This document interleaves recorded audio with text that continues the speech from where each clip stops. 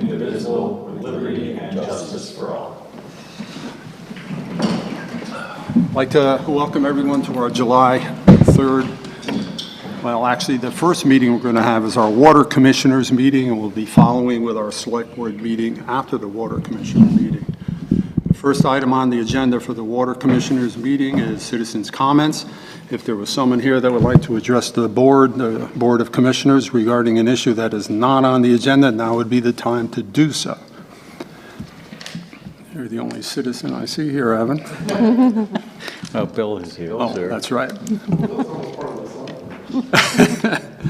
The next item is a presentation by our Water Department regarding a new meter presentation. Jeff Holden is here to speak towards that, and along with the gentleman, Tim Clark, I guess from the organization that probably makes these things, or? So we distribute them. Distribute it. Yep. Go ahead, Jeff. So I know this is new to some of the board members, but I just want to kind of give you a history. When I started in the water department, our method for reading the meters was there was a little box on the outside of every house, and it was mechanical. And the meter would send a signal up, and it would click in. And it usually took somewhere around 2 weeks to read it. We used to bill and read them semi-annual. Every 6 months we'd do that. Excuse me. So, and then the progression, excuse me, we got a proximity read unit where we had to change those little boxes to a solid state unit where I had to walk to every house and put the wand up to it and push the button and read the meters. And Recording stopped. It obviously it still took time because I had to go to every building and do that.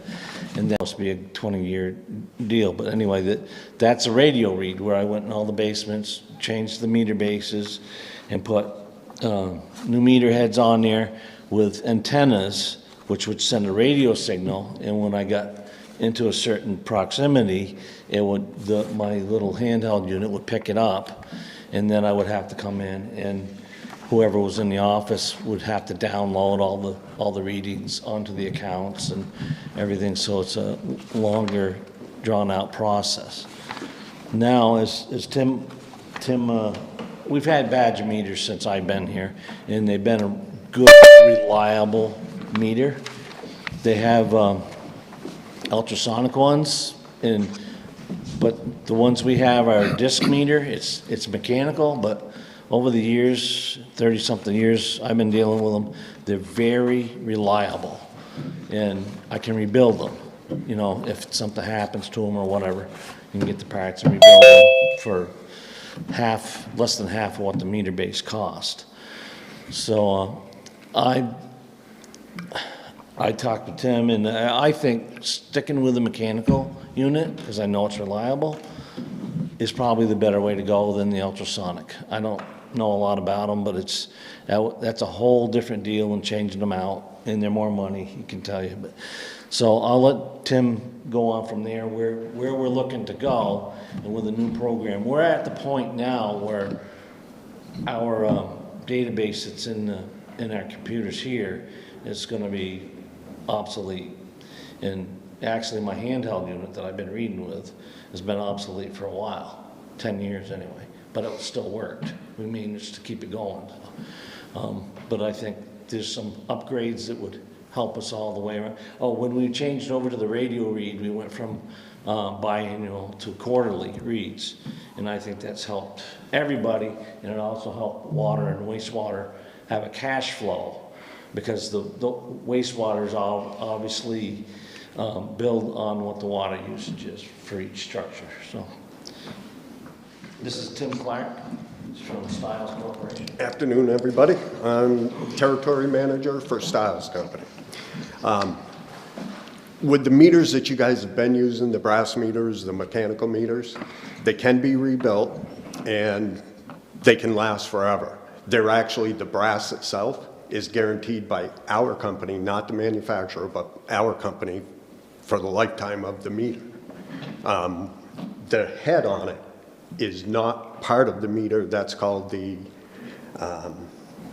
register, many different things it's been called, but that's what reads the meter itself. And then the endpoint sends a signal. What we're going to talk about today is a cellular system. And it's a fixed network that you don't own any of the infrastructure, other than you still own the meters, the endpoints, but you don't own any towers or anything that can get hit. You guys don't have to maintain it. It's maintained by Verizon or AT&T, and I think you guys were Verizon was going to be the carrier that was best suited for here. So with our system, it's called the Beacon system. These guys, Amy, I believe, will be reading the meters from the office, and it'll call in 4 times a day. So rather than quarterly or semi-annual, you can get your readings every day. With that, you will also get a leak detection.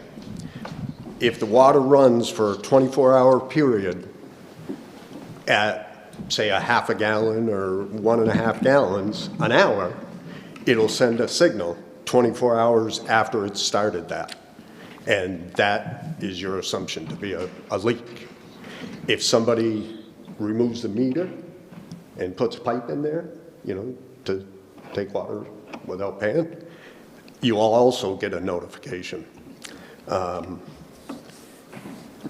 If somebody puts it in backwards, they can be put in backwards. There's same thing on either side. There is an arrow telling you the right way, but you can put it in backwards accidentally or deliberately. So, you might have been up to 500 gallons this month, roll it back to 300 gallons. So it's something that happens, may not happen here, but in bigger cities it does happen. So with this system, it's here to combat those issues. I don't know if you're familiar with the meters. Have you seen the meters? For the No. most part, you have. Do you guys want to see? I mean, I've seen meters. I don't know if you guys want to see them. Right. So what you guys have now is this.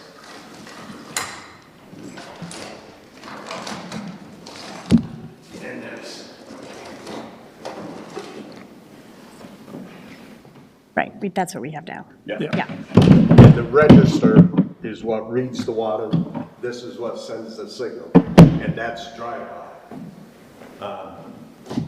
With the cellular unit, you'll get one of these shaped very similar to the same, but it's a cellular notification, and it can attach to that meter or the meter you have installed. Yep. So we will not be replacing our meters. We'll just be replacing the transmitter thingamajig. Okay. The recommendation is going to be the register and the meter, because Okay. from this register, you'll get those leak notifications. From the register you have now, you can't get them, they're too old. Okay. So that'll be our recommendation. But the body stays the same? Body stays the same. Okay, so we have to review Yep. the basis. And if you have any large meters, 3-inch, 4-inch, that register actually goes on any one of our brass meters. So you could buy the registers and use it on any one of them. It just has to be programmed to it. We also have a portal, residential portal, which is awesome. I don't know if you ever do any abatements for water, or you get people coming in talking with you about it. So with the customer portal, we find that if the people sign up for it, they too will get a notification if there's a 24-hour water movement.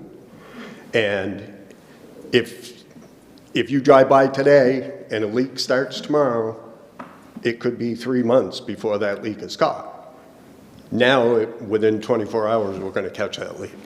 And it's up to the customer, if he's got the portal, to find that, or whether Jeff or Amy could give them a call would be on them. That's kind of how you guys would handle it.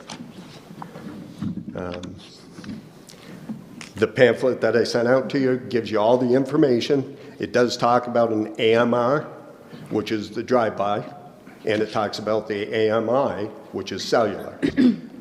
We have done a cellular coverage analysis for you guys here, and it's 100%. Like I said, I don't remember if it was AT&T or Verizon. Pretty sure it was Verizon. And that map is in that package as well, toward the back. Is the cellular what would allow Amy to do the readings right from her desk? So she's going to have the Beacon software. That's the upgrade that you guys really need. The software Right. you're using today is... Very old, We've been, yeah. So that's the upgrade that you really need. And she'll read it from there. She can do work orders from there, work with Jeff on them, and come up with, you know, we are having issues, you know, like we had a water spike, you know, in a certain section of town. It's kind of being able to be proactive rather than reactive.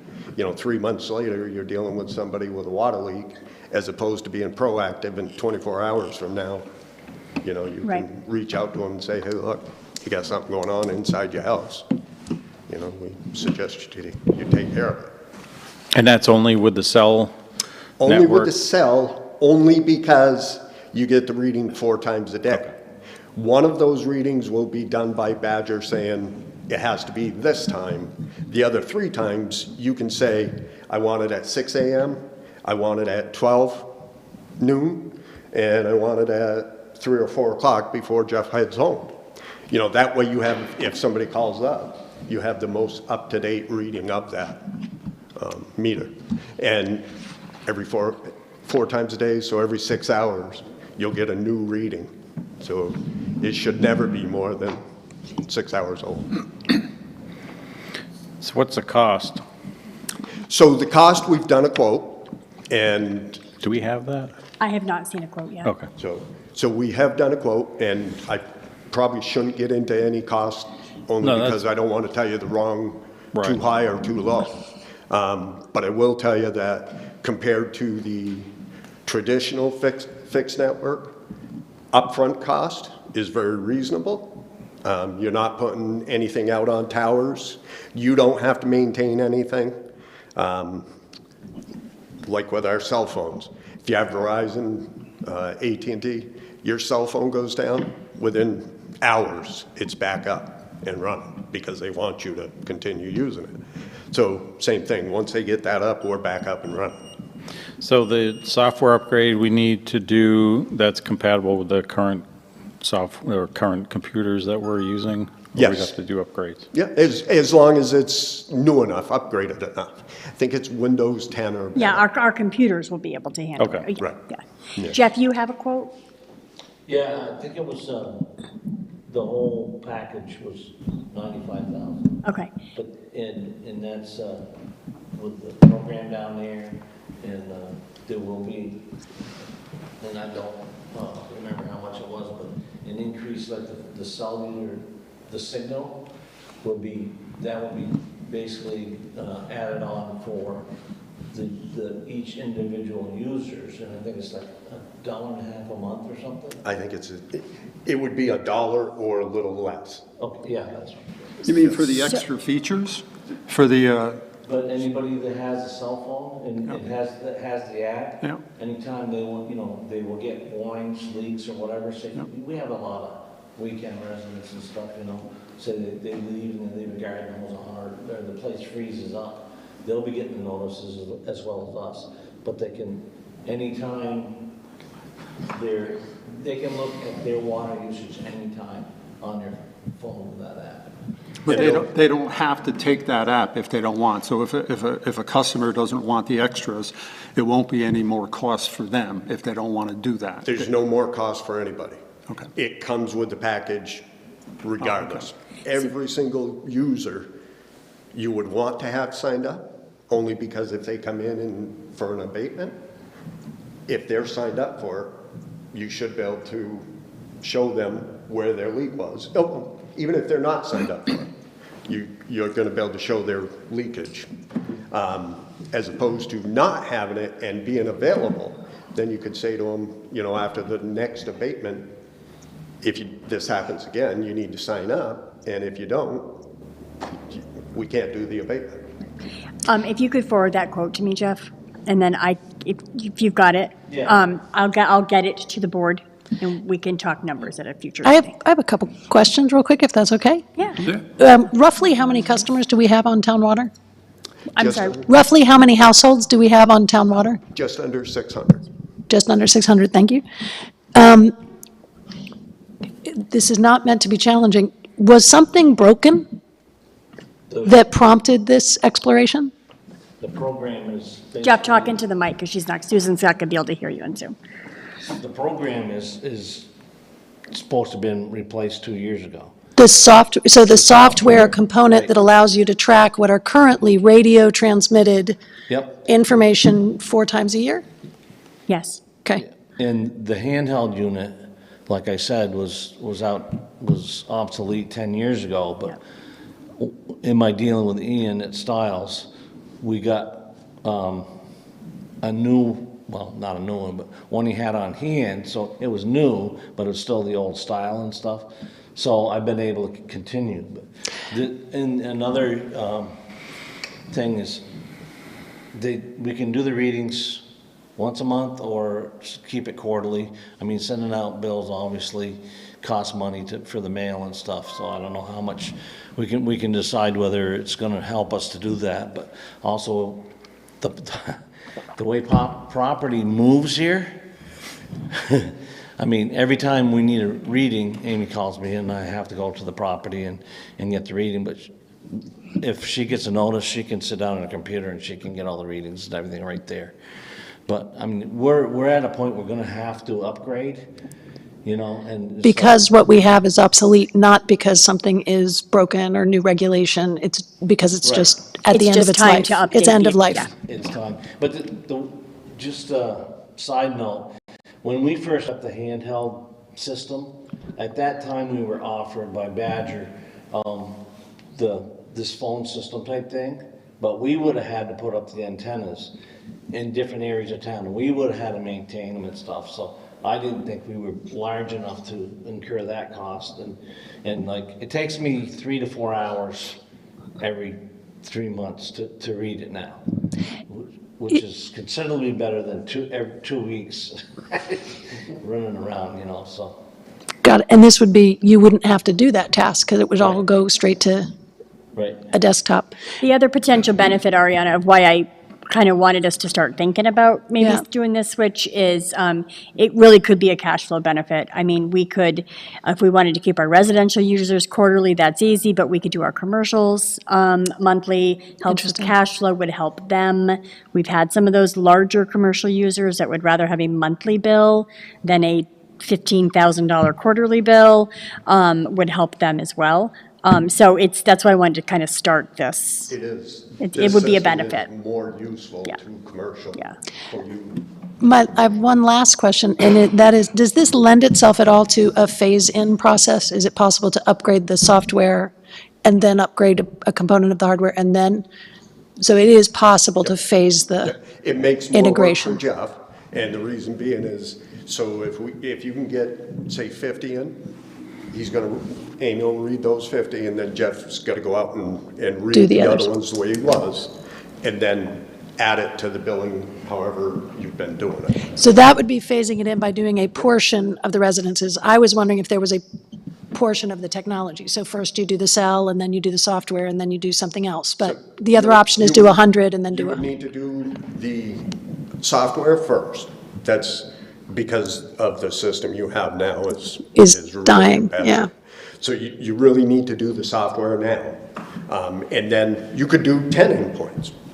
You really can do it at a sole process. It all depends, you know, you may get to a point where he's reading Right. meters manually again.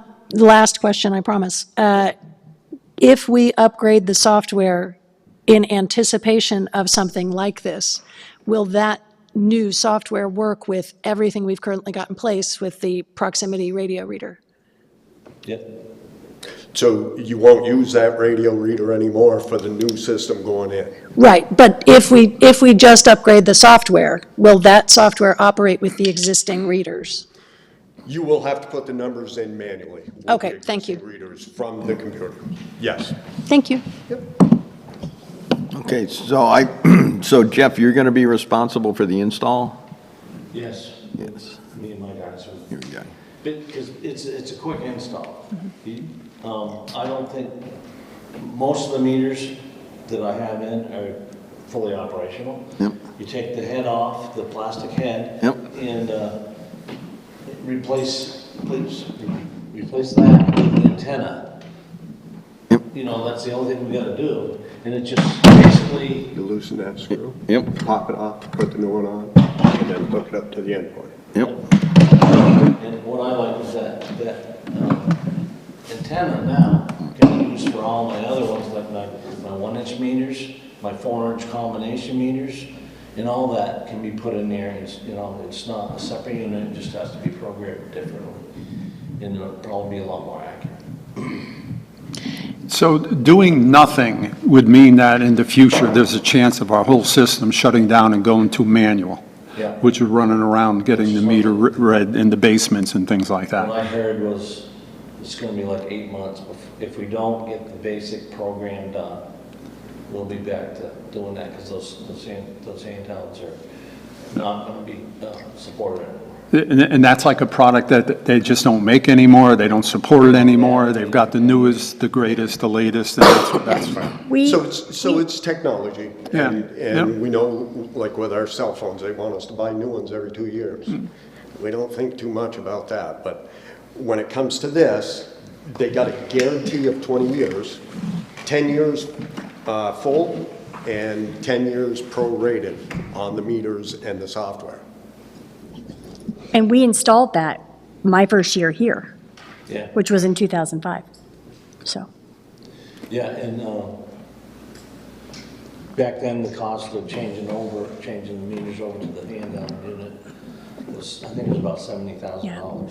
yeah. Because like I said, I did most of the installs, and I had a helper to do some of them. But I know a lot of the meter bases are in good shape and working order, so that won't be. And again, one of the big things with us is because you have Badger meters, you only have to replace the register. The meter can stay, you know, so you got over $100 worth of savings per each one. Yeah, that's a huge difference if you had to replace the whole thing with the That's right. body, with the brass and everything else in it. Just have a question about the cellular endpoint. Does that go in the basement? Does it go outside the house? So it Is goes there in the any basement. issue where it may not reach the cell if it's not installed in a Yes. specific location? So what happens is, with this unit, it'll hang up in the rafters. You want to be above grade if you can get it. And the rafters in the attic? No, floor joints. Floor joists, So okay. you want to get this up to 8 feet high if you can, and close to a window if possible. If not, it's liable to read it down here. But you're better off getting it up here, and we have what's a PCU tool, so you know what you have for connection before you leave. Okay, So that- if you tried it down here and felt like it was good, you could leave it down there. Put it up here, and it's not reading, then you may have to put some outside, like at a church, you know, built out of granite. These are not gonna go through granite very well at all. I know the cell signal in my basement is not. You need to come to everybody's got to come to the And- mic. and That Susan The, can't. So, what about power? How are those powered? through a battery, and the battery has a 20-year life, cannot be replaced. So after 20 years, it's probably gonna go bad. So if the battery fails, you get a notice on the desktop? Yep, yeah, and every day, there's a notice on that desktop that tells you the battery's good. And so year after year, it may move down a little or something, but it's still saying good. When it gets to a point where it's not reading, or it'll be red and time to replace. So you replace the whole head, that whole, You replace that whole thing. Yep. Evan, did you want to ask a question? Say that I live, Evan Parks, Chester, I live right in the middle of town here, and I know the cell signal in my basement is not very good at all. Like, I have trouble sending and receiving calls in my basement. Yep. But what you should know is even the radio read ones that I have now, all the antennas are in the floor joists. They're above grade. that's why they have, some of them have like 15 feet of wire. You go from the meter, you put it in a bracket above grade, and that's how I get all the signals. Some of them are what they call integral, where the antenna's right on top of the meter head. And those are the ones that are like in a house that has no basement or whatever. And so I save a little money by putting the integral ones in. So the technology behind these are machine-to-machine talking back and forth. It is a cellular service, but it's not like your phone call. If you make a phone call, or you can't make a phone call somewhere, oftentimes you can still make a text and send that text. Well, that's what this is about. This is about sending just data. A tiny bit of data. What's a It's tiny bit of data, yep. and it's, it sends it out. So this, over 6 hours, will collect all the information, and then one time, it'll shoot it out 4 times a day. That's what makes the batteries live. So what does it cost us for the cell service? So the cell service is a monthly charge that is, in your mind, make it $1, because it'll be the easiest figuring, but it will be under that per service.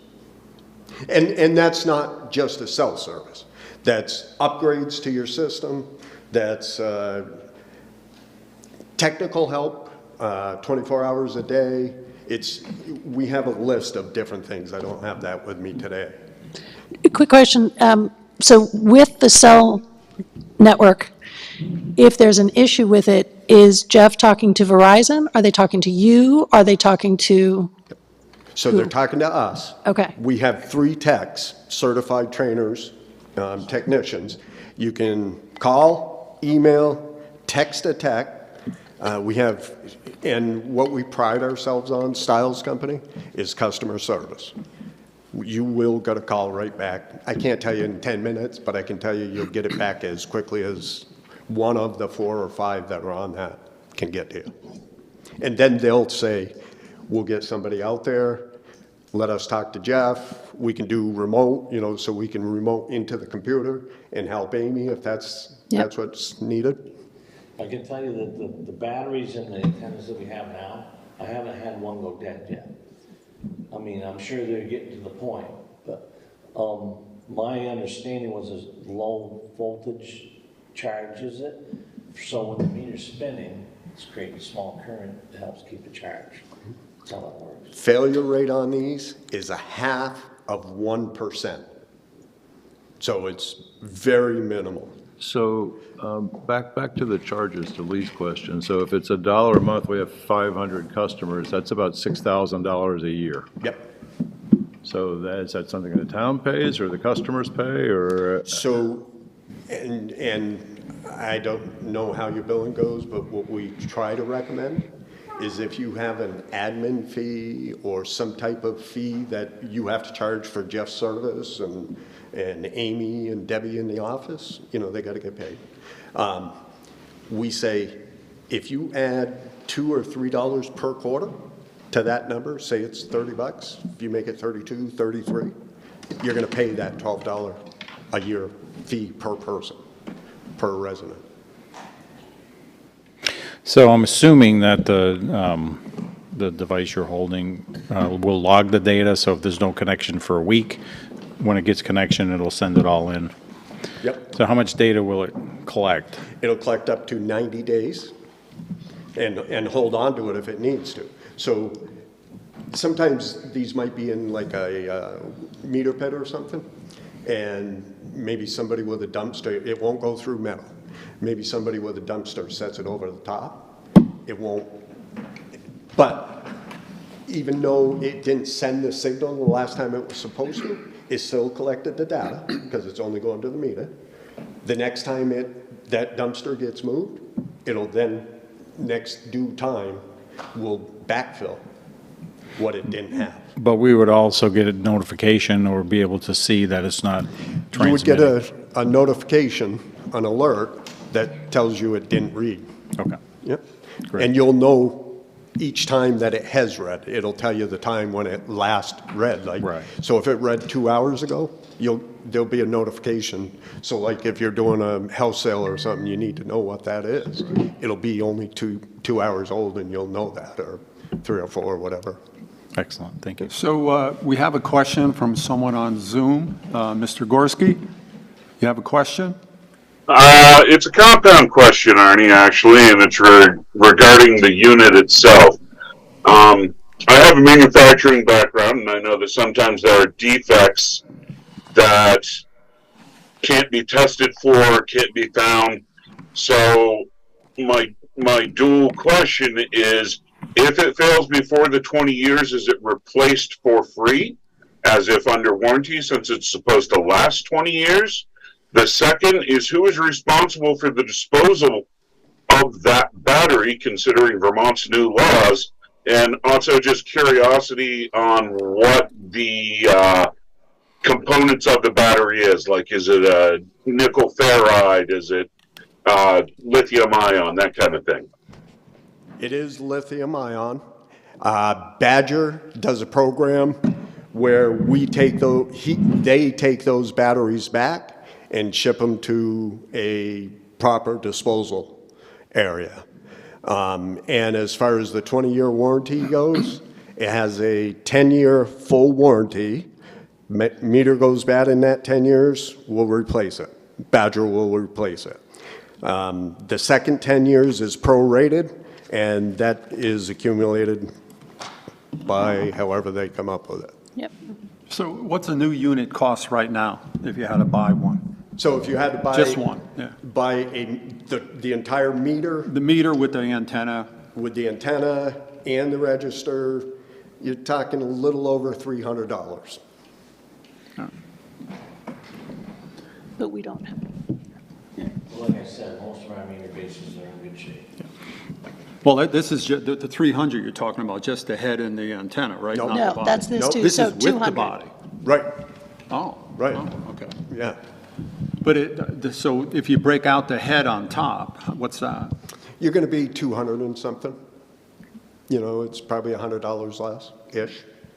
You know, but don't quote me. Like I said, there is a quote out there, and you can get the exact numbers, but Yeah, it's and probably, that quote would be the initial quote for the whole system and stuff, but eventually if you need a replacement or if you have to get it, then it's going to be on the regular cost or whatever, unless that's specified in the quote that your replacement costs are going to be such and such for so many years, but I doubt if that's in there like that. yeah.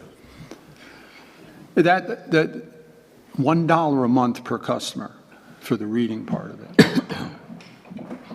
So that would be a consideration on how that expense either gets absorbed or gets passed on to the customer.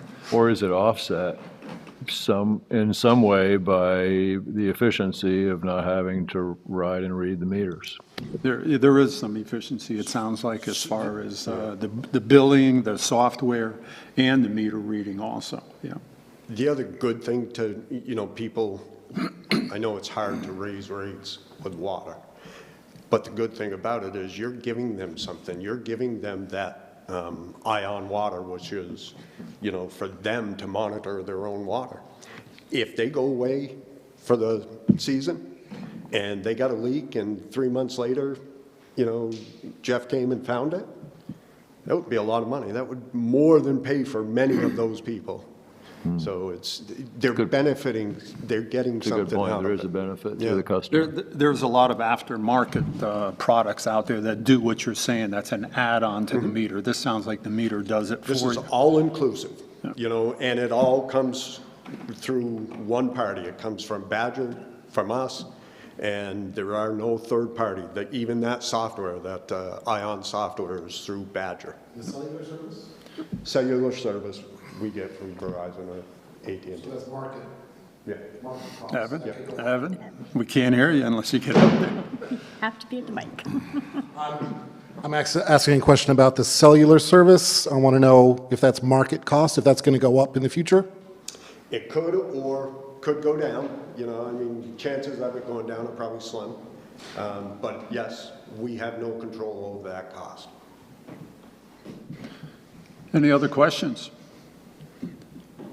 So at this point, we're going to wait until we have that quote. Yep, and we I'll have get you the something to look quote at. and we'll get it on the next agenda. Yeah, and if anybody comes up with any questions and stuff, I'm sure Jeff would be more than happy to help you out or answer it or get a hold of somebody that would know the answer.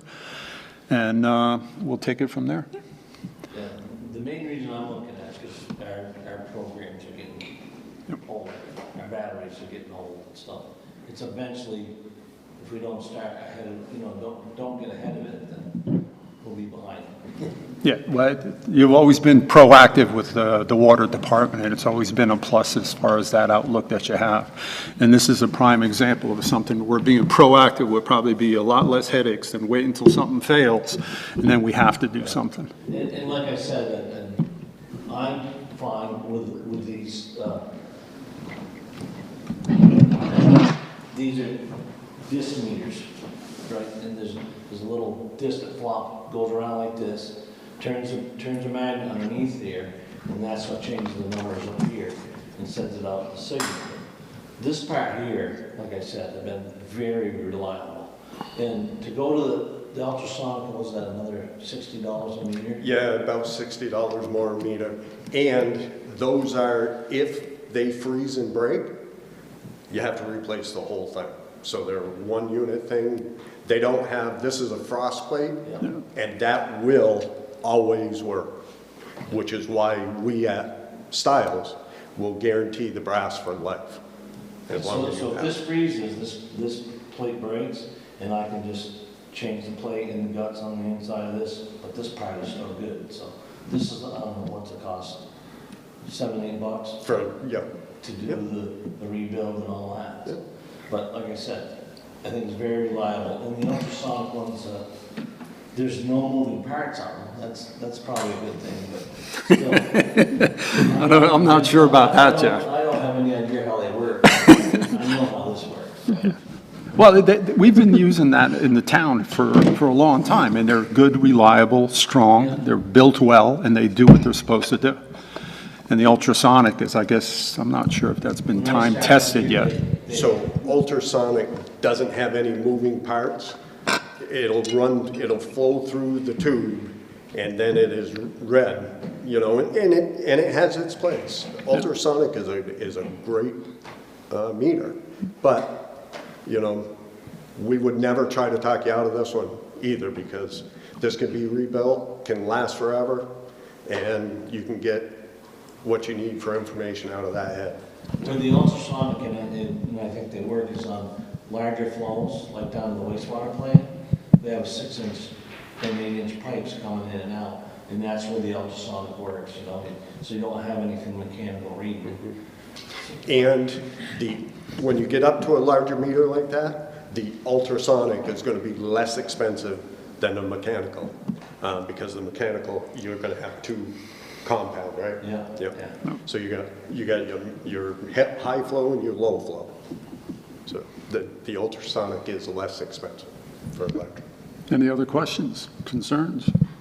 Well, gentlemen, thanks for Thank the you. presentation and the you. information. Appreciate And you letting us in. we'll see how we go from here. Next item on our agenda is to sign our revolving loan fund application for the final design of the Force Main project. So as you will likely recall, from the asset management plan, the wastewater asset management plan came the replacement, as we've been talking about for a while, the replacement of the Force Main and First Avenue Pump Station. Preliminary design has been completed. We are now moving to final design. That's what this application is for. This gets us to final design, and then at this point, we would be ready to start applying for construction. We are submitting some grant applications, so we're hoping to get more funded than the 50%, but regardless, this is the next step, so. And this is something that has been needed for Oh, quite yes. a while. That Force Main, I think, is living. Jeff is on pins and needles with the Force Main and First Avenue Pump Station, so we're moving as fast as we can.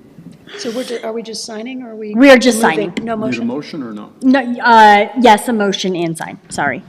They So may we come need a back. motion to sign the declaration of official intent Nope. for the town of Chester? Nope, that's something different. You're That's signing something this. different. That's It's later on in your agenda.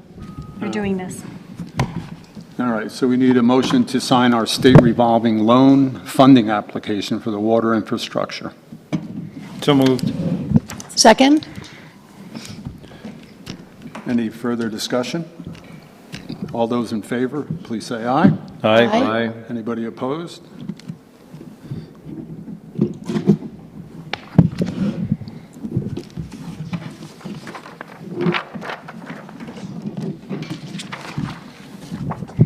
Oh, this is the bond. Correct. Got it. Make sure you sign where your name is. Had it in the wrong pile. You don't want to sign as Ariana. I'm easily confused sometimes. Do that. No, on the other side. There you go. Oop, wait, can't, but it has to write.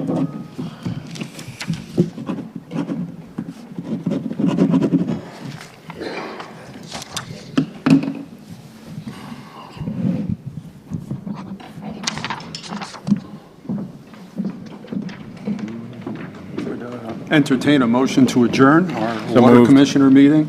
Second? Lee made the motion. Tim second. All those in favor, please say aye. Aye. Meeting adjourned, and now we'll go right into our select board meeting. First item is any additions or deletions to the agenda? Any changes to the agenda? None. Have none. Nope. Hearing none, we'll head on to our approval of the minutes from our June 19th, 2024 select board meeting. Make a motion to approve the meeting minutes from the June 19, 2024 meeting. Second? Leaves the motion, Ariana's the second. Any changes, corrections, errors, anything on the minutes? I had none. I have none. Fantastic job, Sue. Anybody else? Nothing? All good? Good. All those in favor of approving the minutes as written, please say aye. Aye. Anybody opposed? Next item is citizens' comments. If there is someone here that would like to speak to the board regarding an issue that is not on the agenda, now would be the time to do so under citizens' comments. Somebody has their hand raised. There's a hand up, but I don't have a name with it, so can you, Mr. Gorski? is that Matt? It is. Go ahead, Matt. So I was reviewing the last select board meeting last night, coming into this, and I wanted to make a couple comments towards the short-term rental issue. First, I am fine with what the town has done. I am of the opinion that we are overlooking the fact that the term short-term rental is sort of a replacement for the word hotel.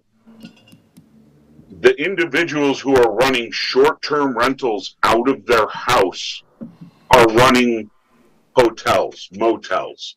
They are providing a service. So I think that kind of gets lost in the shuffle just because it's on a smaller scale. And it seems like that this whole new area which we're breaching, where it's really just a loophole in a highly regulated industry that some companies have taken advantage of, and now people are getting upset that it's being regulated. The other thing I wanted to speak to was on occupancy. I would say that if they have over 8 people in the domicile at the time, and they can only self-regulate up to 8 people, then they are exceeding their occupancy without the fire marshal's approval. Simply because any other business that caters to the public has a maximum occupancy rating, and it has been stated that for this portion of the hospitality industry, you can have up to 8 people occupying the space before you need to go to the fire marshal and get approval. That's my thoughts on the matter, and I will leave you with that. Thanks for those comments, Matt. Appreciate it. Any other citizens' comments?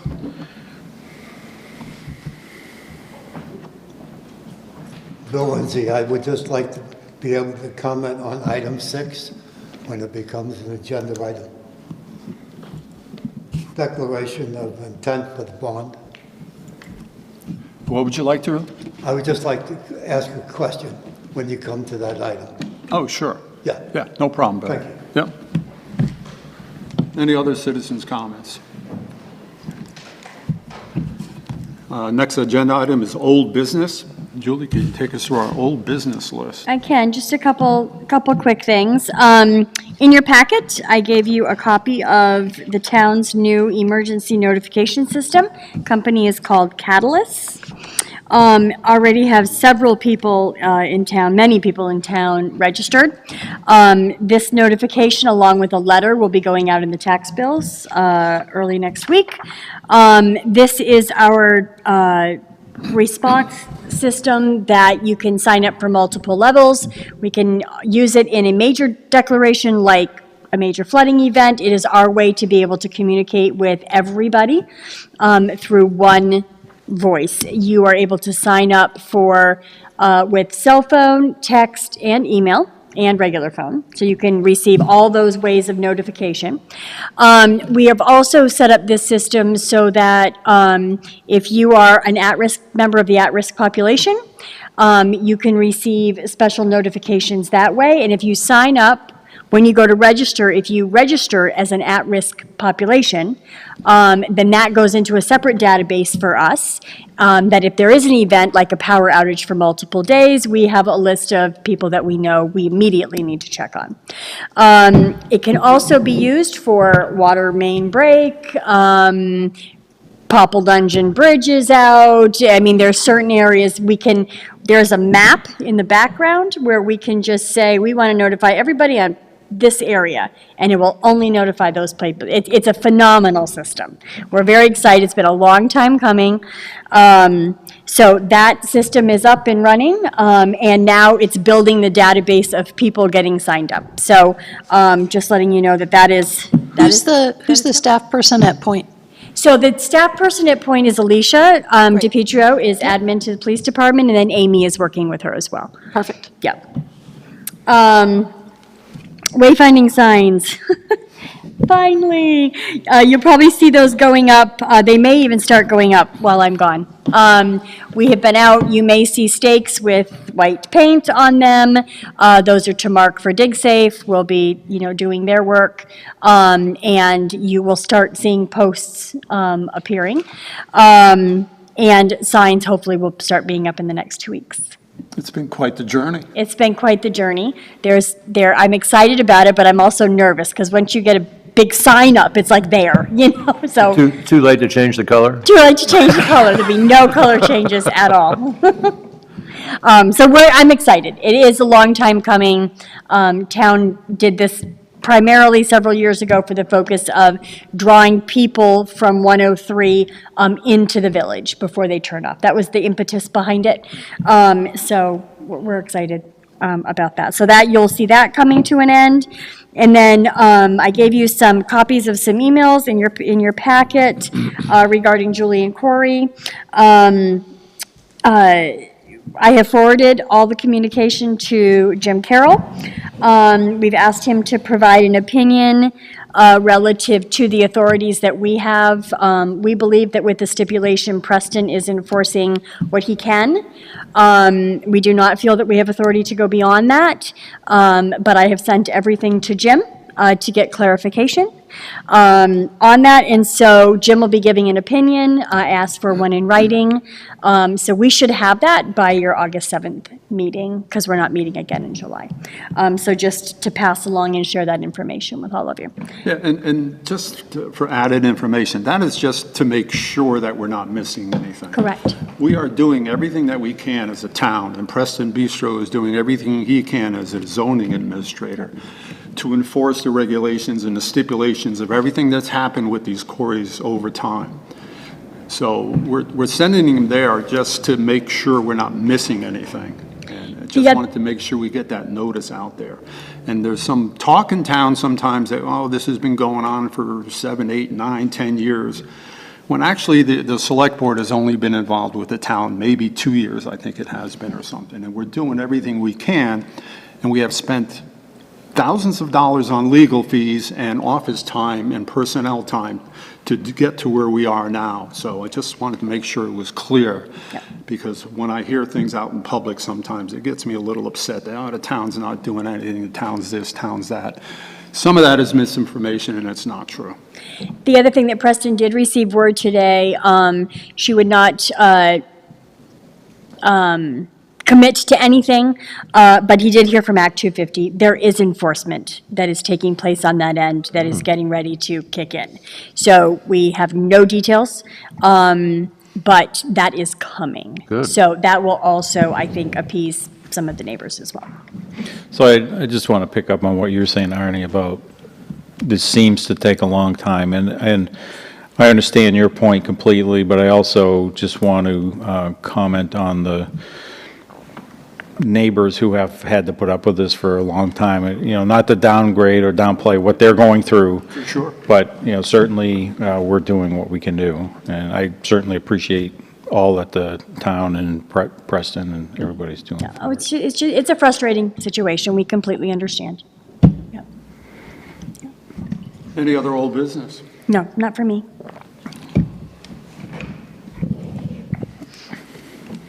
Hearing none, we'll move on to our next agenda item, which is our nuisance ordinance. Everybody should have a clean copy that has been changed a little bit since the original, and open for suggestions or comments regarding this ordinance. I have one question. We did all this, very happy with it, and then the state came out and did something.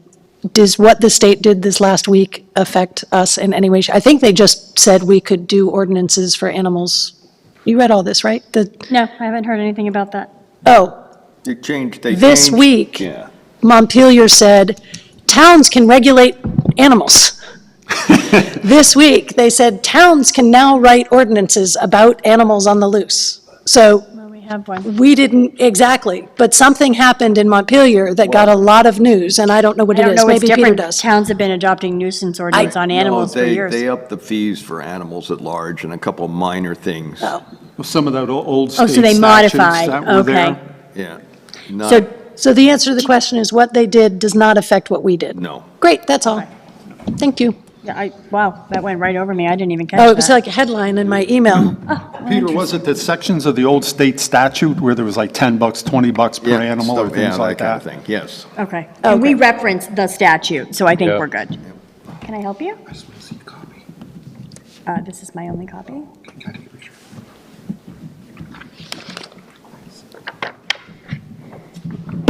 Are you going to read that loud? The 9 pages of an ordinance? Probably not. Oh, okay. I'll get this after. Anybody have any comments, It's an ordinance. concerns about the ordinance, the way it is written now? Is everybody okay with it? Any other questions on it?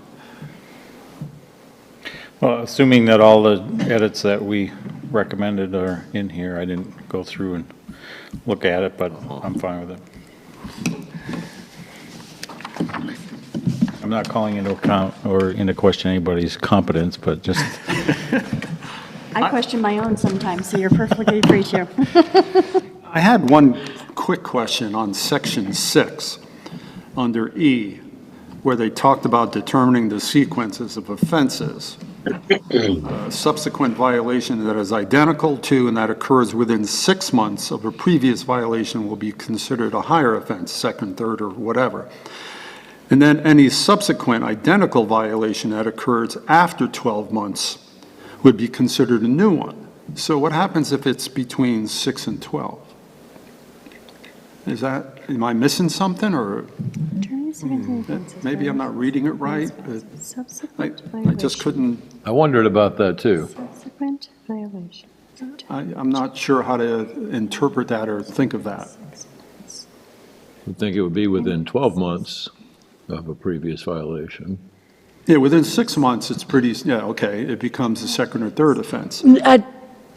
After 12, you lose that initial one, and then you start again. Start over. But 6 to 12, Well, the 6 months would be the first violation, then another 6, within the next 6 months, it would be gonna the be the second next one. violation, and the next 6 months would be the third violation. And if there's a gap Oh, of okay, 12 okay. months, Oh, then that that's makes where it sense. would start over again. oh, I see. So every 6 months. It's confusingly written, but after 12 months, you zero out. Yeah. For the initial one, if there was no other Yeah. violations. But it's a 6-month period that every time there's a new violation, there's a 6-month period before it'll continue You ratchet on. up from first to second to third. Yeah. Thanks, Lee. I got a little confused on that one. Yeah, I mean, it's my interpretation anyway, but it seems to make sense. It makes sense. I just appreciate that the clarity is the offenses are against the owner, not the animal. Is there anyone who would like to speak to this? Just give us your name and... Good evening. My name's Jen Gagliardi. I live at 1020 Andover Road, and I was here and spoke with you all when the whole community turned out about this. And although I haven't been able to come in person to hear all the good work you've been doing, I've been following in the paper and actually had an opportunity to come tonight. So I just wanted to come and say thank you for the for the seriousness in which you heard our concerns. It's just really, while we're home doing our things, then you guys have been here doing your things, every other Wednesdays, working on this. And I just wanted to say how grateful I personally am, and I know that my neighbors are as well. And just come and say thank you so much for this. And, not just for us, but I'm hopeful that, this will help thwart some other yet unknown things that might come up in other parts of the town as well at some point in time. So just thank you. Ms. Gagliardi, thanks for those comments. I have just a quick question. Has it quieted down in the neighborhood there? It has quieted down in some parts of the neighborhood. The folks, they have made attempts at putting up some fencing for the animals. I've tried very hard, although the goats are still out and about and getting honked at and are at different parts of the properties. I try to, only call the police when they're on my property, because then I don't want to start being a nuisance. Then there's the nuisance citizen ordinance you'll be writing up next.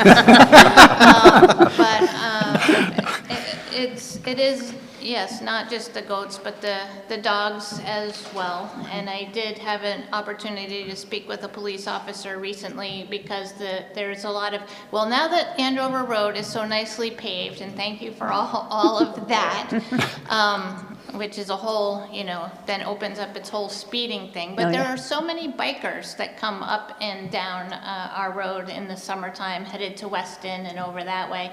And now that those dogs are starting to chase bikers up the road, and it's a difficult situation because I'm watching it, but there's no cell phone service where we live, so it's not even as if a biker could call and say, hey, I'm being harassed by this animal. So the police said, yes, call if you witness a dog, even though it's not on my property.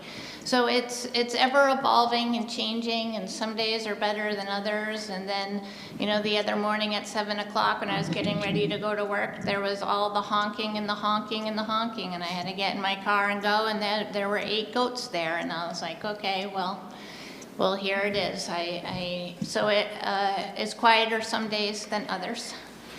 But I do think and I thank the police for coming, because every time they have been contacted, they have without fail responded, if not in person, then calling immediately back and asking, for written statements, and we have provided those and attestations.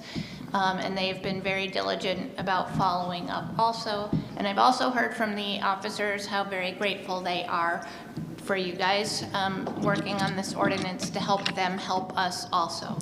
So thank you for that. Thank you for that update and information. Appreciate that.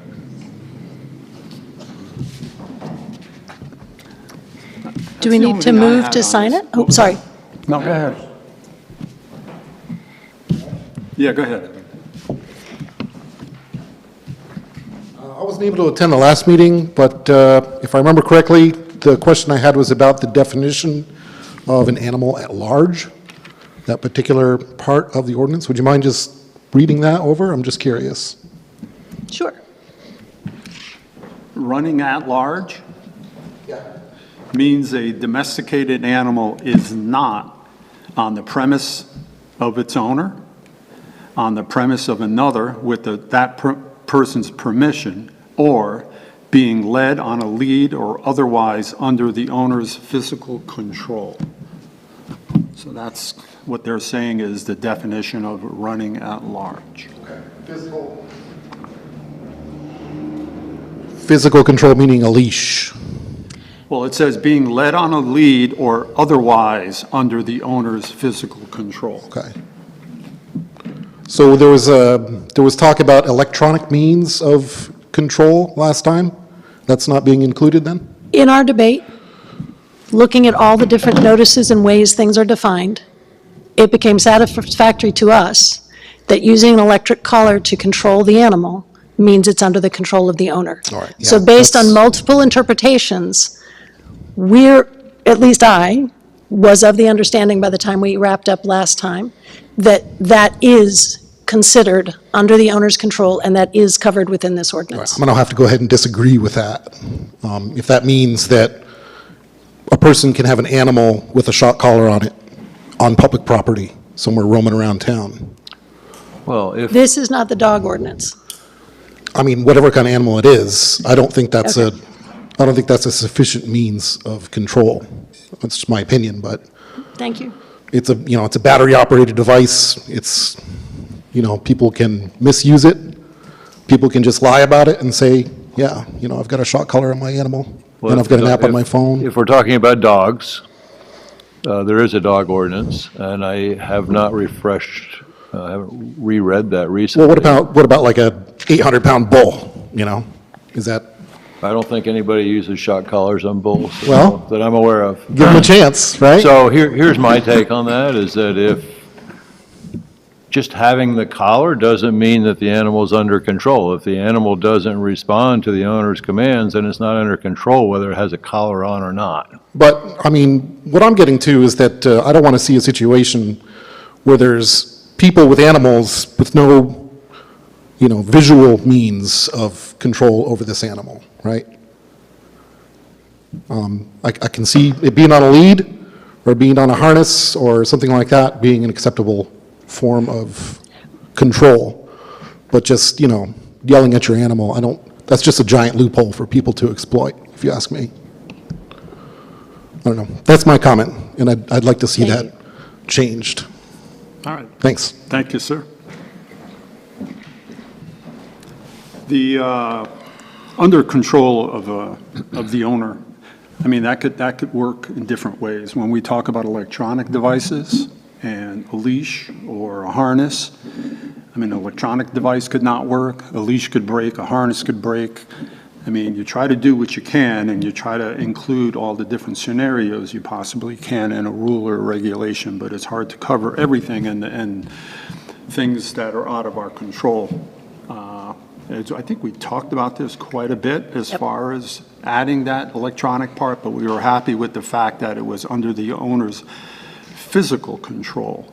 And physical control, I guess the interpretation of it might be where it gets a little dicey as far as exactly what you mean by physical control. Well, it's important to note that this paragraph is a not paragraph. So if it's not under the owner's physical control, one way or the other, that's where there's the violation. It's running So at large. from my, not, your comments notwithstanding, Evan, I think that that's really the crux of the matter is if it's a physical lead or something else, if they're not under control, then they're in violation of the, Yeah, well, that's like after someone gets hurt, right? And then they're like, oh, you weren't under physical control, right? well, you can argue that either way. I understand where you're coming from. At this point, we don't have any precedent that's been set. If somebody's has their dog on a leash but weighs 98 pounds and the dog is 120. Right, yeah, that's does not- that meet this It should- condition? Yeah, it should, Yeah, so I think, again, your comment notwithstanding, I appreciate what you said, but I think it stands, it reads okay, it stands on its own, and then if we need to change it later, we can change it later. And I'd be remiss if I didn't mention that there's, ethical considerations to the town endorsing punishment as a means of control as well. Could you clarify that, please? Shock collars work because they punish the animal, and a lot of people, aren't for that. There's several countries that have banned the products for a good reason. Negative reinforcement for training is not always successful, and sometimes it harms the animal. And it's an ethical consideration. I don't think the town should be endorsing punishment. And again, we're not talking about shock collars. Well, that's because- what electronic means is, right? Yes, but we don't have that in this ordinance. So, But you're implying it. So right? as someone who has, I'm going to have to push back on that a little bit, because any tool of control can be abused, right? A True, collar yeah, true. and a leash can be, I've seen, they're often abused, misused on a dog. Right. As someone who has trained dogs using training collars, the proper way to do it is that it's a correction, it's not a punishment. Well, it's When the punishment. dog, no, it's not a punishment. It's the When- threat of punishment is what it It's is. not a punishment, if it's Right. done correctly. I guess we probably shouldn't go down this Yeah. road. We could have this But conversation anyways, I'm outside. just making the comment that if we don't include something that specifically says a physical attachment to the animal or something like that, you're just kind of leaving it open for Those are people the to exact interpret. words that it says right now, under physical control of the owner, period. All right. That's Thanks. what it says. All right, That's the thank you. sentence. Yep. And realizing that this is an ordinance regarding domestic animals, there is a dog ordinance that probably might be more specific, that if we wanted to look at, we could see what that exactly says as far as the dog. Anything else on this? We ready for adoption? I guess we are.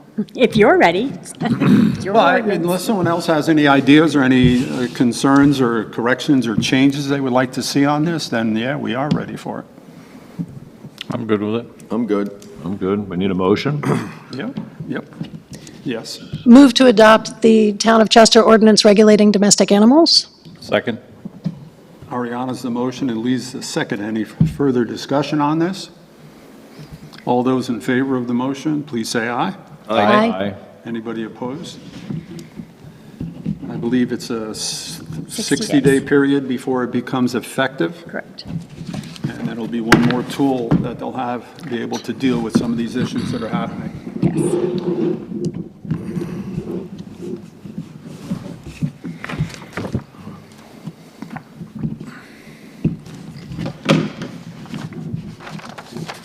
Got the right one this time, Joe.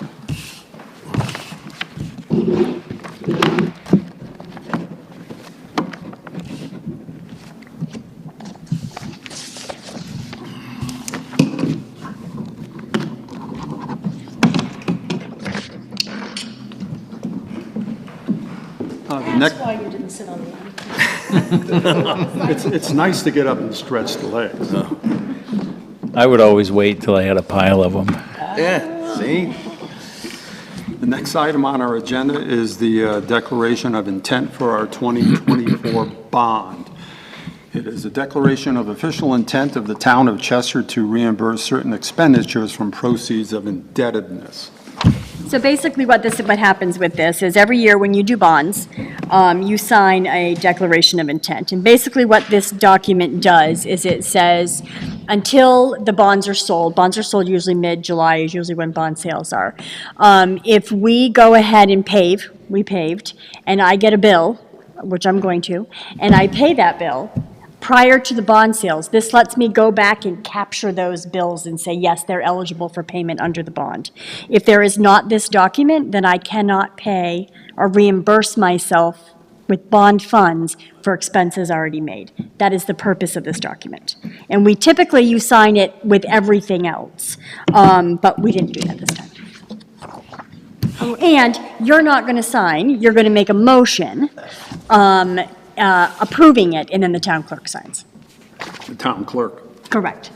So it's saying that we could use town monies to pay for things that are going to be reimbursed from a bond. Right, this later is on. really about the reimbursing from the bond for prior expenses, 60 days worth. Mr. Lindsay had a comment? Go ahead, Bill. Thank you. Bill Lindsay. I believe this would be covering 3 bonds, would that be correct? That was approved at the last town meeting? Correct, it's one bond application. Okay, right. But yes, all of those funds, Well, yeah. I'm bringing this to the attention of the board, that budget time is going to roll around. And you need to have an amortization and an interest schedule to pay those bonds, plus putting the bond payments in the general fund. So it's a reminder that we had 3 bonds that was approved by the taxpayers, and come budget time, we have to decide how to pay those bonds. Usually That's they're, my only comment. They're in the budget. capital plan. We do that every single year. Okay. Those payments are in the capital plan, right. and there's a transfer from the general fund to the capital plan. Okay. Yep, That's- it's all part of the plan, Part of the overall budget. just like all the other bonds. Okay. Yep, Thank you. yep. Thank you, Bill. Thank you, Bill. Anybody else have any questions or comments regarding the document? All those in, I would entertain a motion. I'll make a Motion. motion to allow the town clerk to sign the declaration of intent for the 2024 bonds. Leaves the motion. Second? Ariana's the second. Any further discussion? All those in favor, please say aye. Aye. Anybody opposed? And on to the Colburn Bridge, letter of support for the abutment grant. Is that for dismantling? What's there? So there is, if you were to go up there and look underneath, there's the old- benches for the old. Yeah. It's pulling those out because the feeling is pulling those out will widen the stream channel. So there are grant funds that regional planning is going after for us to have this work done. So this is the engineering piece of it first, and then there will be construction funds later on. It's not a grant that we are doing. It's regional planning has hired a grant writer to help municipalities with certain things, and this is one that they came to us and said, we'll write the grant, we'll do all of it. We just need you to sign and approve. So I like that. Do they do it with the bridge in place? Yes, it will not impact the bridge. The temporary one, isn't it? Correct. Colburn has the permanent bridge. Oh, okay. Yeah, So they're just that's getting Thompson. underneath there. and They just taking- get underneath and taking out that old, the old bridge abutments. And who would be doing the work? It would be going out to bid. We would not be doing Okay. it. Yeah. Yeah.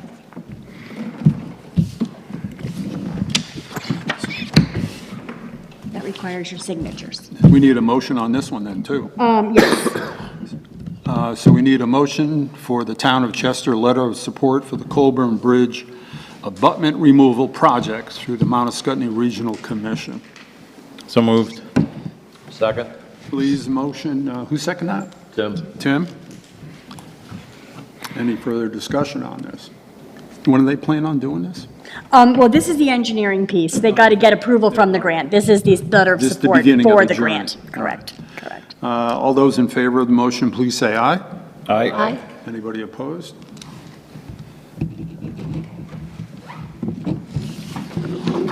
Ariana, you get to walk again, if you want. Look for where your name is on this one, too. Ariana, you don't have to worry about it. You just sign wherever's left. You can't be wrong. Unless somebody else goofs up. Somebody else got it wrong first.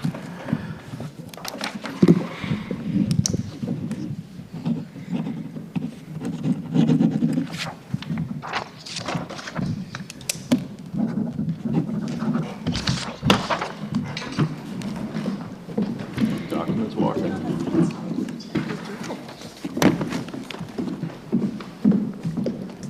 Future agenda items, new business. Anybody have any suggestions or requests for future agenda items? So the Housing Commission will be coming and quarterly financials. Ariana, I know that, was it August 7th that you were not going to make it? Would you like me to defer the Housing Commission to the second meeting in August? I would like that, but I don't want to delay their work. So yes, keep it on you the would like 7th. that, the I what? can keep it on the 7th. Are you sure? 'Cause Yes. They could do either, I'm sure. Let's not put it off. Okay.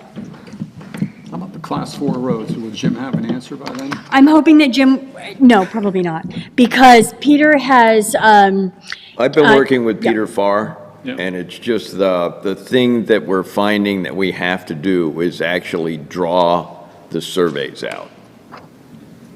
So I've been drawing the surveys out, and that is clarifying a great deal of information So when you say draw, you mean on a map? on a map, yeah. Okay. Not And- draw them out somewhere. and so the next thing that Peter was actually just asking me about before Yep. this meeting was when Jim Carroll could come down and walk some of these roads. Yeah, well, So, he might not, with the object of the survey map is that you're not going to have to walk them, that it's going to clarify the information that's Okay. there. okay.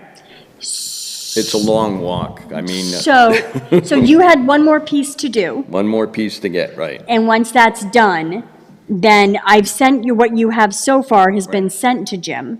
But no, it's not going to be August 7th. Probably would be maybe the second meeting in Yeah, August. maybe the second week in August. Great. Depends on haying, because I'm probably 60 hours in this now. And I still need to spend more time on, because you have to get all the roads that were discontinued. And you have to have the series of the roads that are discontinued in order to make a clear picture. It sounds like we're going to have a much better understanding of that whole area of town by the time you're done when it comes to these class 4 roads. It'll be entertaining. Well, you will have a great deal of discontinued roads. That's what the map is going to end up being, is discontinued roads. That are not currently in dispute, but, Right. But that ends the but dispute. it draws the picture of, Right, it's going to tell you, because we're getting different parts of it don't make sense until you understand what this piece was discontinued here, then this piece was discontinued here. Then you could go from one place, you could go to Ludlow and Cavendish that we don't currently know, or that I didn't currently know. It sounds like quite the jigsaw puzzle that you're It's trying to that, put it's that together. whole problem where Chester and Ludlow and Cavendish all claim the same corner. Well, then there was big disputes about property up in that corner. Right, Wow. right. Peter, thanks for your time doing all that. Oh, listen, there's all kinds of people I'd like to meet now, because I see their names everywhere in there. And you lived way up here? There was wasn't there a Holden that was quite prominent in that area? He's the low guy. The low guy. He's the low guy. There are 3 more households that are all the way up on the top that are almost into Ludlow. Wow. He practically lives in the village compared to the rest of them. Solar field. Solar. So yes, so we have, I know, Lee's like giving me the eyes. I know, I'm sorry. And no, you're fine. So, solar, yes, we received, were you able to open? I didn't even try. I The haven't file, had okay. time to look at it. So they sent us a whole suite of documents that has been sent to Jim. I have sent Jim an email saying, while I'm gone, can you review all this so that we could touch base as soon as I get back? So I'm hoping that maybe we'll at least have an update for the August 7th meeting. Okay. All right. Anything else for future agenda items? Hearing none? I'll make a motion to adjourn. second. All those in favor? Aye. Julie, you have yourself a...